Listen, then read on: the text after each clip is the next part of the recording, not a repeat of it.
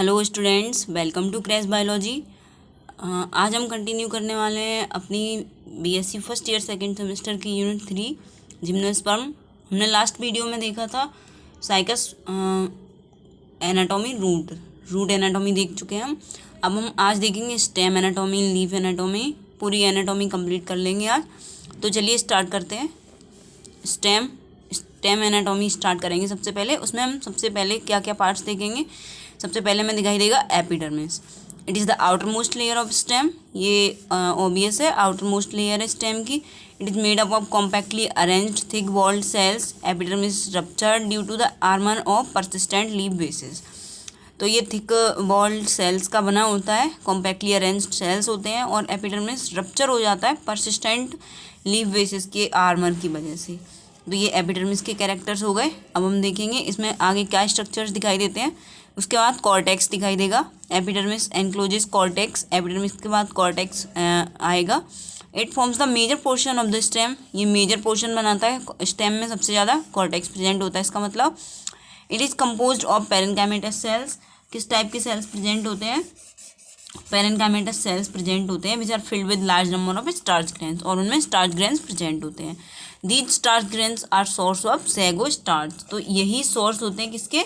Sago starch की। Cycas में जो सैगो मिलता है वो यही कॉर्टेक्स सोर्स होता है उसका, इसमें जो स्टार्च प्रेजेंट होता है। देयरफॉर साइकस ट्रेबुलेटा is popularly known as sago palm. इसीलिए साइकस ट्रेबुलेटा को सैगो पाम भी बोलते हैं। Scattered in cortex there are various mucilage canals. तो बहुत सारी म्यूसिलेज कनाल्स स्कैटर्ड होती हैं, जिनका एक डायग्राम यहाँ पे दिखाया जा रहा है। तो ये आपको दिखाई दे रहा होगा डायग्राम, और साइकस के स्टेम का टीएस का डायग्राम आप अपनी स्क्रीन पे देख सकते हैं।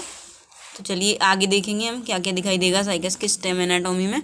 बस्कुलर सिलेंडर दिखाई देगा। The vascular cylinder is surrounded by not a very conspicuous pericycle.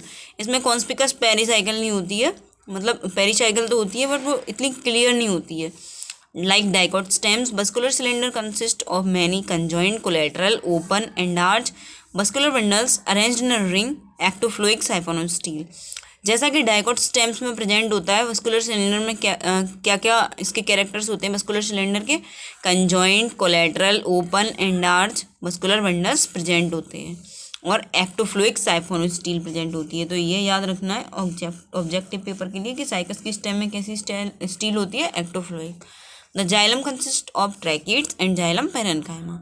Xylem में क्या क्या प्रेजेंट होता है? जाइलम ट्रैकिड्स और जाइलम पेरेन्काइमा। और लास्ट पार्ट क्या आता है? पिथ। जो बीच में ब्लैंक स्पेस होता है उसको पिथ बोलते हैं। तो वो पिथ इसमें दिखाई देती है स्टेम में। In the center of the stem is present large canals, leaf traces, massive pith consisting of parenchymatous cells which are rich in starch और sago starch। सेंटर में एक स्टेम के सेंटर में एक पिथ दिखाई देगी लीफ ट्रेसेस की बनी हुई, और वो पेरेन्काइमेटस सेल से बनी हुई होती है, और उसमें क्या रिच, किस में रिच होती है? सैगो स्टार्च में रिच होती है वो। Leaf traces and girdle traces. ये लीफ ट्रेसेस और गर्डल ट्रेसेस क्या होते हैं ये देखेंगे हम। ये स्टेम में हमें दिखाई देते हैं। Leaf traces are scattered in the cortex. ये कॉर्टेक्स में स्कैटर्ड होते हैं स्टेम की, and constitute the vascular tissue of leaf from the main vascular cylinder. और ये बस्कुलर टिश्यू को कॉन्स्टिट्यूट करते हैं, बनाते हैं लीव्स के बस्कुलर टिश्यू को, जो कि मेन बस्कुलर सिलेंडर होता है वहाँ से।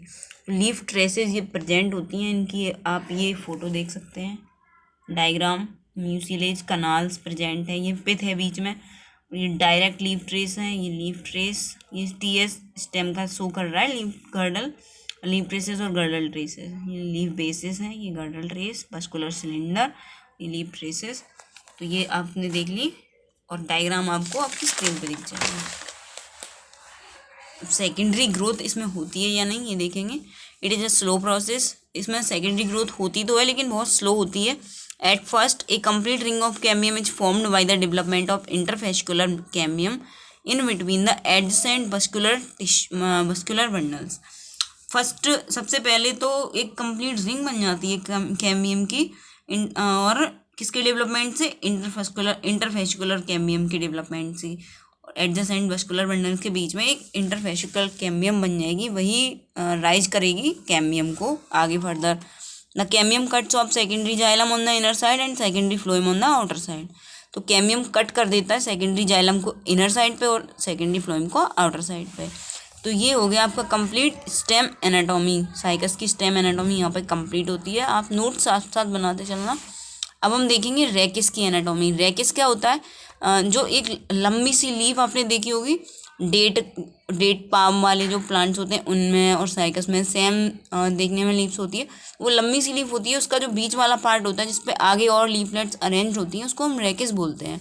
तो रेकिस का स्ट्रक्चर कैसा है, रेकिस का टीएस कैसा है, ये हम देखेंगे। उसके बाद हम लीफलेट का, सिंगल लीफलेट का स्ट्रक्चर देखेंगे। तो सबसे पहले हम देखते हैं रेकिस का स्ट्रक्चर।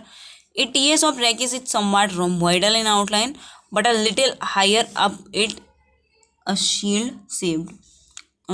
इसका TS rhomboidal shape है, लेकिन कुछ लेवल अप होके shield shaped बन जाता है। Its internal structure can be differentiated into epidermis, cortex and vascular bundles.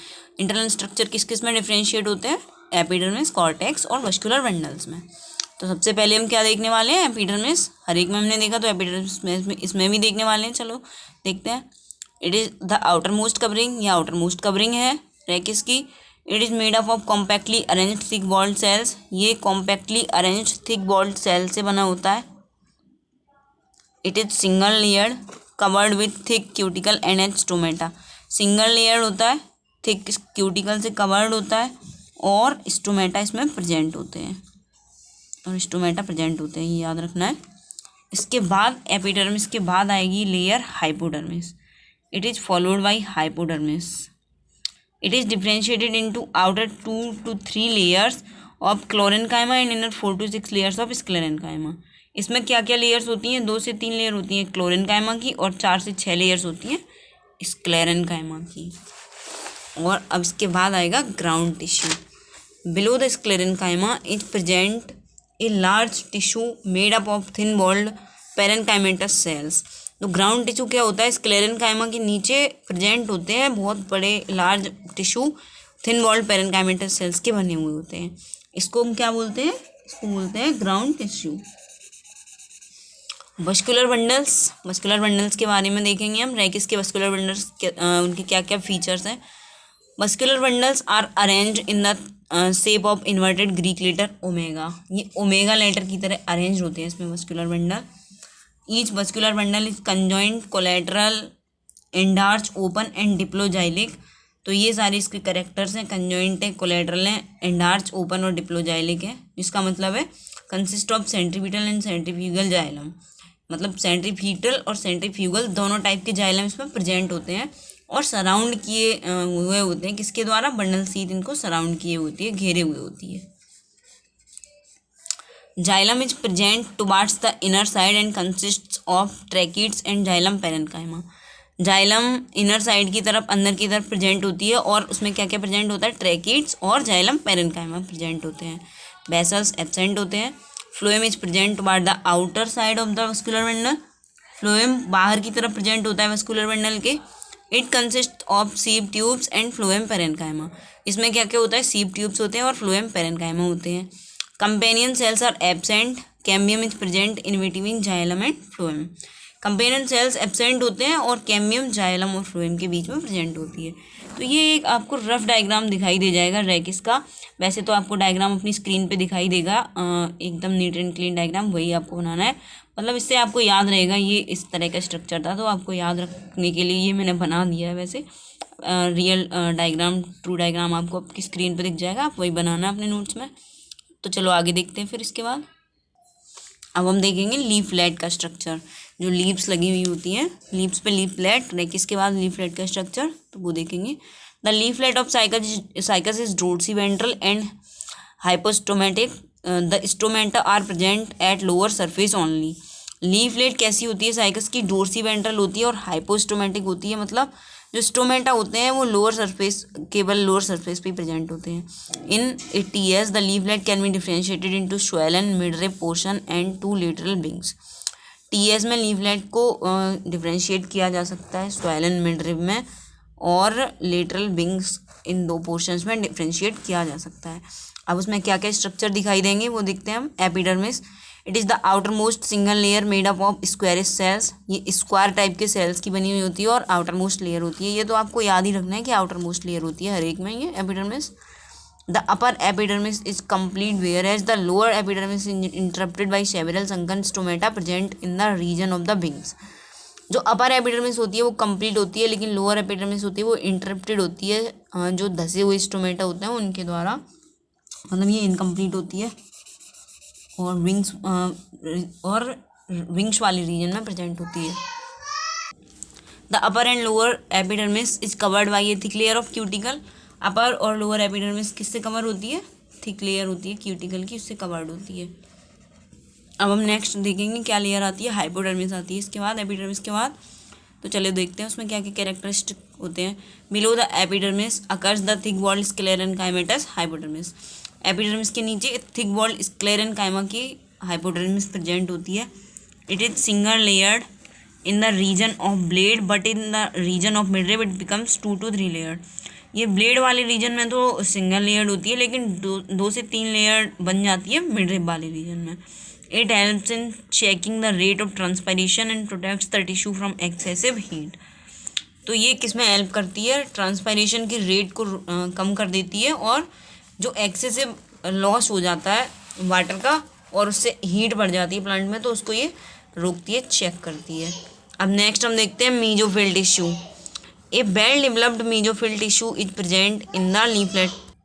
तो एक well developed mesophyll tissue present होता है लीफलेट में। It is differentiated into palisade tissue and spongy parenchyma. तो ये किस किस में डिफरेंशिएटेड होता है? पैलिसेड टिश्यू में और स्पंजी पेरेन्काइमा में। ये दो टाइप के टिश्यू जिसमें डिफरेंशिएटेड होते हैं। Palisade tissue is present in the form of a continuous layer below the sclerenchymatous hypodermis.